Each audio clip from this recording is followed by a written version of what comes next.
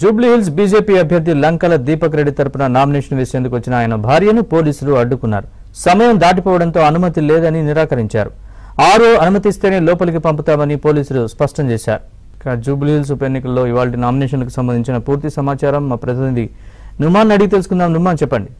దీపక్ రెడ్డి భార్య చేదు అనుభవం ఎదురైంది. రిటర్నింగ్ అధికారి ఆఫీస్ లోపలికి పోలీసులు అనుమతించలేదు. టైం దాటడంతో అనుమతి లేదని పోలీసులు నిరాకరించారు. రిటర్నింగ్ ఆఫీసర్ అనుమతిస్తేనే లోపలికి అనుమతిస్తామంటూ కూడా పోలీసులు చెప్పినటువంటి పరిస్థితి. సో ఈ నేపథ్యంలో ఆమె ఈరోజు మంచి రోజు కావడం, వాస్తవానికి కొంత సెంటిమెంట్ తో మొదటి సెట్ నామినేషన్ దాఖలు చేయాలని భావించి వచ్చినప్పటికీ టైం కొంత ఆలస్యం కావడంతో మాత్రం పోలీసులు అయితే అనుమతి ఇవ్వకపోవడంతో ఆమె రిటర్నింగ్ అధికారితో మాట్లాడి అక్కడి నుంచి తిరిగి వెళ్లిపోయినటువంటి పరిస్థితి.